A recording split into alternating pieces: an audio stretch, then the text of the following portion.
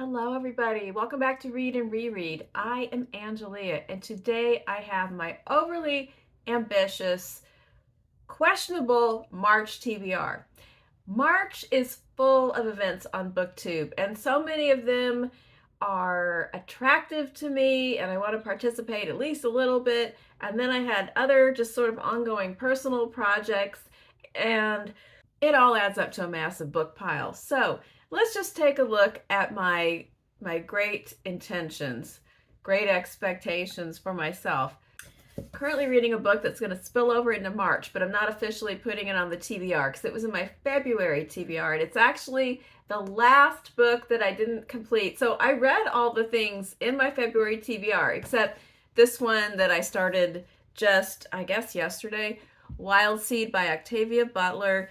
I'm a little too soon to tell you how I feel about this so far, but by the time we get to Friday reads, I'll have a little more grasp of it. But of all the genres that I do sometimes read, fantasy is probably the least frequented and the most tricky for me. So I have loved science fiction, Octavia Butler, dystopian, Octavia Butler, and time travel, Octavia Butler. Fantasy, it's starting out, it's pretty weird, but all her books are weird, so I'm going to give it a little more time to see what happens. But some pretty strange characters are introduced, and I'm waiting to see how the story unfolds. So that's what I'm reading right now, but it's not really part of this TBR. So why am I even putting in the video? Who knows? It's the mysteries of Angelia. All right, so let's talk about the actual March TBR. And all of the events that are associated with these choices. So in the case of actual BookTube events that have hosts, I'll have information down in the notes if you want to watch announcement videos and look at the list of hosts and follow any of those people and learn more about the prompts and any read-alongs that they have. I'll put all that down in the notes so you can go down those avenues if you like. We have the Martian Chronicles by Bradbury, and this is one of the selections in Alex Unabridged sci-fi for the somewhat hesitant reading. It's kind of a year-long event, and so I'll have that down in there. And there's a Discord that goes with this, and so I'm finally coming in on this here in March. And I have kind of cheated, and I started reading it. I'm kind of halfway through. But officially, it's part of my March TBR. Yeah, does that make any sense? I'm halfway through this book, which is part of March, but I just started this one that was supposed to be February. So that's how my mind works.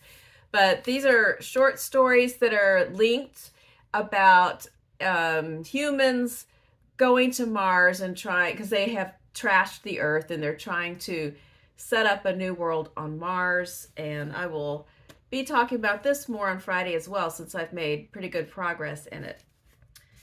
Also, on the science fiction theme, we have this book that is the selection in my local public library's banned book club that I participate in. Our March selection is The Hitchhiker's Guide to the Galaxy by Douglas Adams.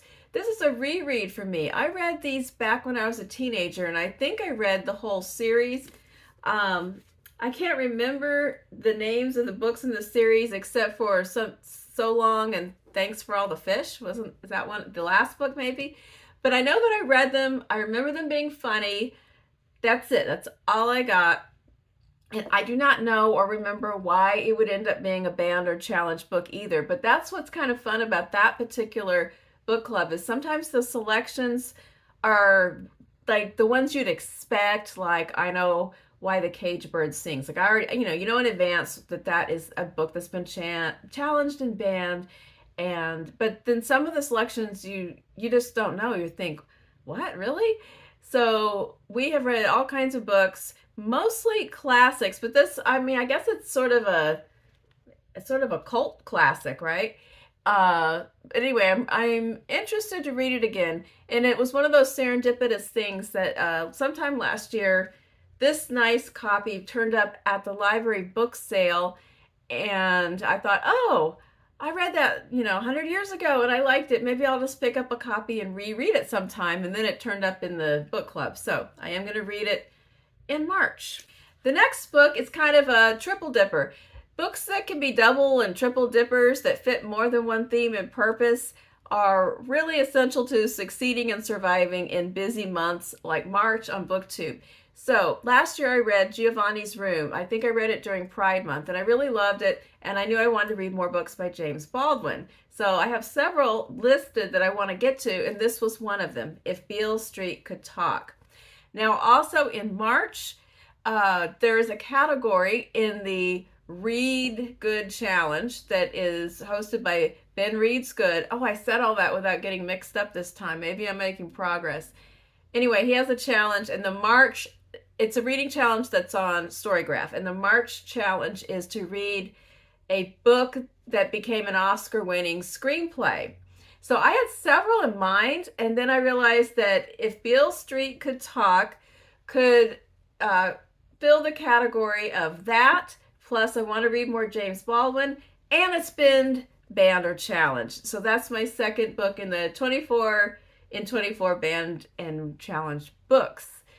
So yay. And so I'm going to forgive the movie tie-in cover because I'm reading it partially because it became a screenplay and it's a library book. I would not buy a book with a movie tie-in cover, but I'm giving it a pass. This is a book about a man who is, I think he is unjustly incarcerated for something. Let's see.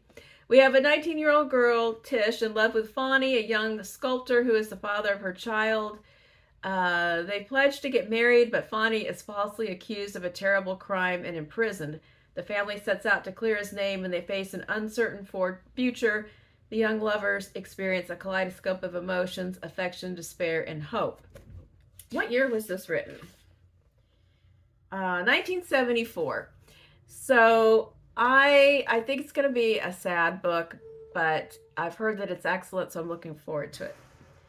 The next event that I am going to touch upon is the Irish Readathon, and I will link a host video, as I said, down below. I know that I don't know if there's a group read. I know that there are themes or prompts. I wanted to read something by an Irish author, and I read Irish authors quite a lot, but I had one sitting on my cart that I was very eager to get to, which is the short stories by Louise Kennedy. The End of the World is a Cul-de-sac. And yes, you do see a bookmark. I've read 2 of the stories. I sampled them. Does this ever happen to you? You have your reading material picked out for the trip, and you don't want to start reading that novel in advance because you might get too far into it and then you might run out of book on the trip. So I had my reading material set aside for the trip, and then I had like this one day left over. So I finished a book I was reading, and I'd kind of finished a bunch of things. And so it's like the hanging chat of book time. So that's the best time to read some short stories. So that's when I picked up the Martian Chronicles and this, and just kind of sampled and read a couple of stories out of both of them. And then I've kind of continued and picked Martian Chronicles back up because those are connected stories. And this one is just a story collection. So I did read a couple of stories. Look at the cover. It's a painting called Hare Coursing in a Landscape from 1870 by John Marshall. It's kind of cool. If you've read any of these, I know, well, I mean, a couple of these are classics that maybe a lot of people have read, but if anyone else has read these stories yet, let me know what you think. So I'm coming back to those. I have great expectations once again. Another theme this month is March Mystery Madness. I like this one because I read a mystery just about every month in some form or another.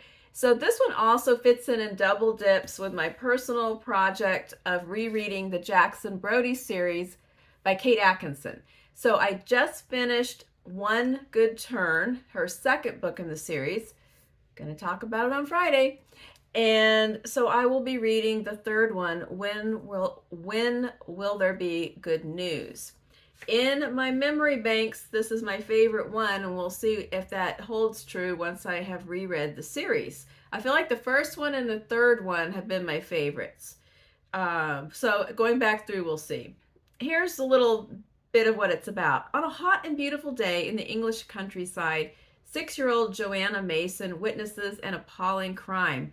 30 years later, the man convicted of the crime is released from prison. 16-year-old Reggie works as a nanny for a doctor devoted to her new young son. But Dr. Hunter has gone missing, and Reggie, no stranger to bad luck and worse, seems to be the only person who is worried.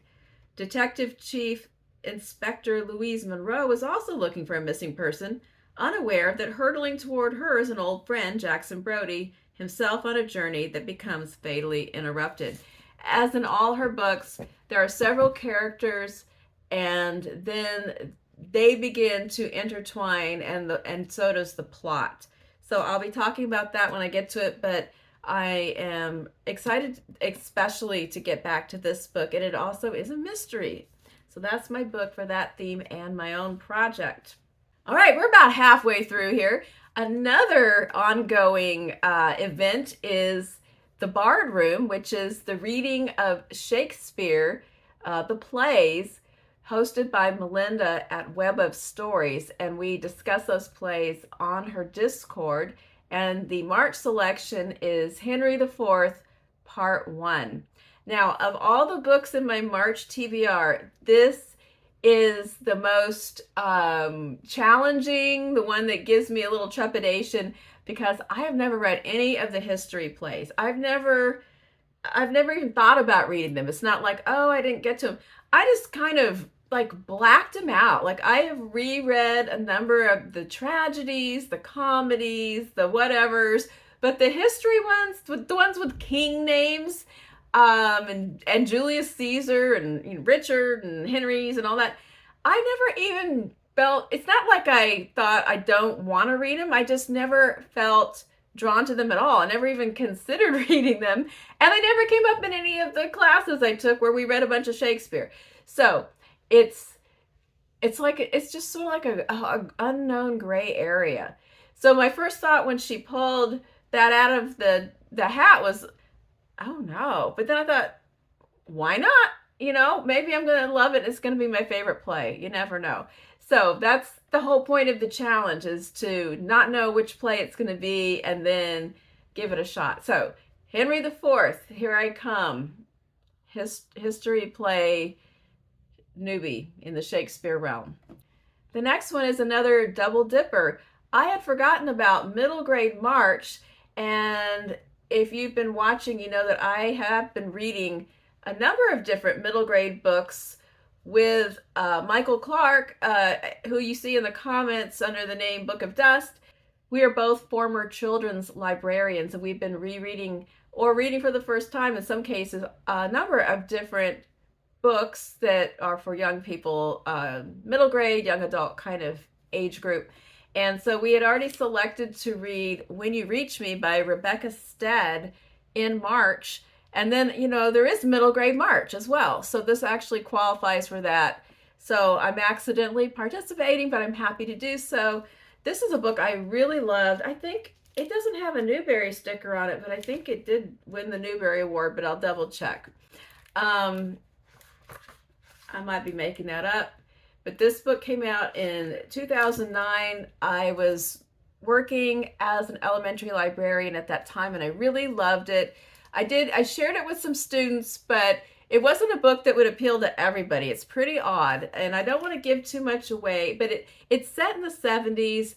There's a middle school girl who has a falling out with her best friend that she really doesn't understand. She doesn't know why he's kind of cut her off after a weird incident where he's randomly punched. There's a mystery element, and I guess it kind of qualifies for mystery madness too.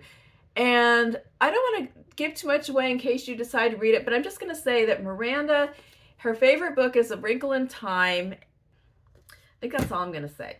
Anyway, I'm looking forward to reading that book again. And I remember reading it with Emma when she was the right age too. And I can't remember. I'll have to ask her if she remembers it. And I know she really loved Liar and Spy, and we enjoyed that one together. Also by Rebecca Stead. And I can't remember if she liked this one or not. I'll have to ask her.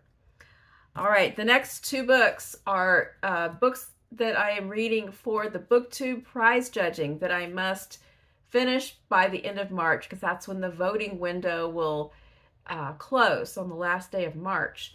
And so I have Enter Ghost by Isabella Hammad. This is about a woman It is a Palestinian woman who lives in London who is an actor, and she goes home to visit her sister, and she kind of gets roped into performing in a production of Hamlet. So yeah, I can't talk about it because it's for BookTube price, but I will record. I've been recording vlog pieces for a later video when the voting window is done. Whoops.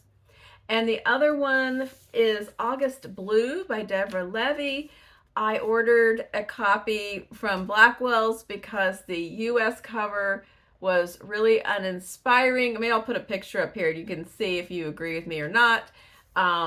But I just thought this one was cool. It's kind of a retro looking cover.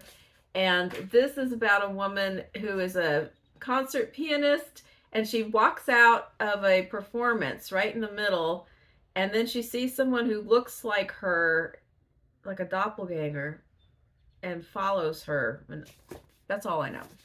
Moon of the Crusted Snow. No, Moon of the Turning Leaves, the sequel to Moon of the Crusted Snow. It's on its way to me.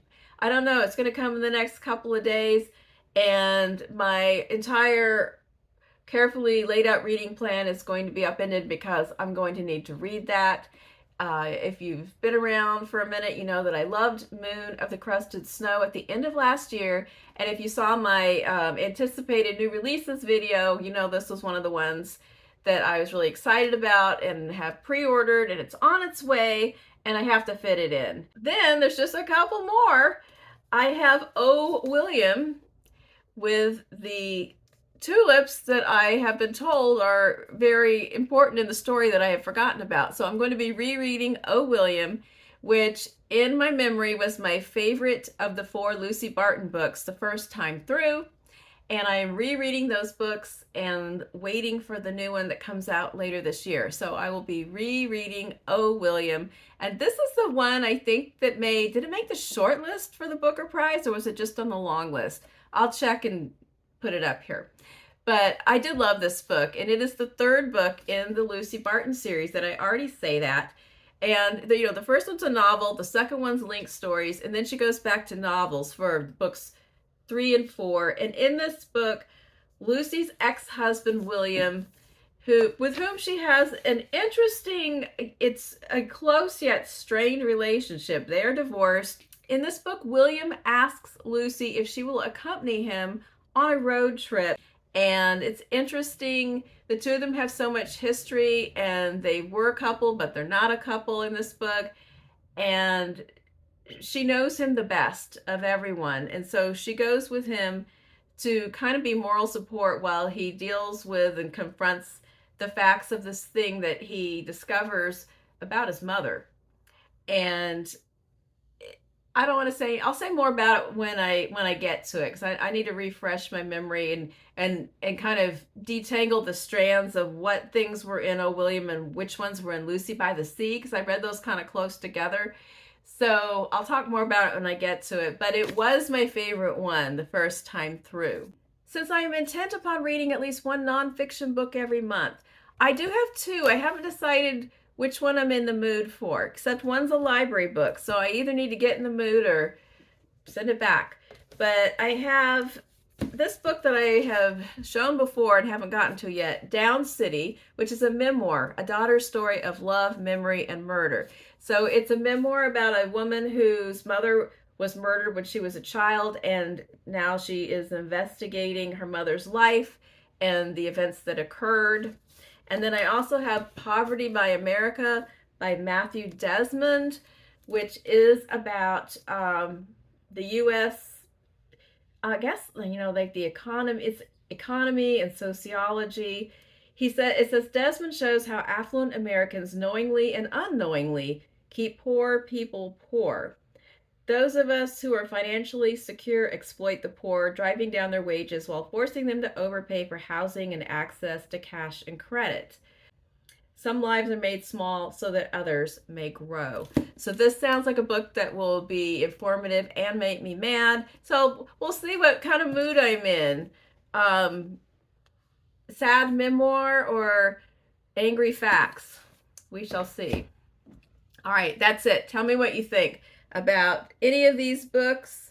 Oh, wait, I meant, there's something I didn't mention. Hold on. everybody. We have to talk about the mammoth that is not in the room. Yes, I decided not to do a mammoth.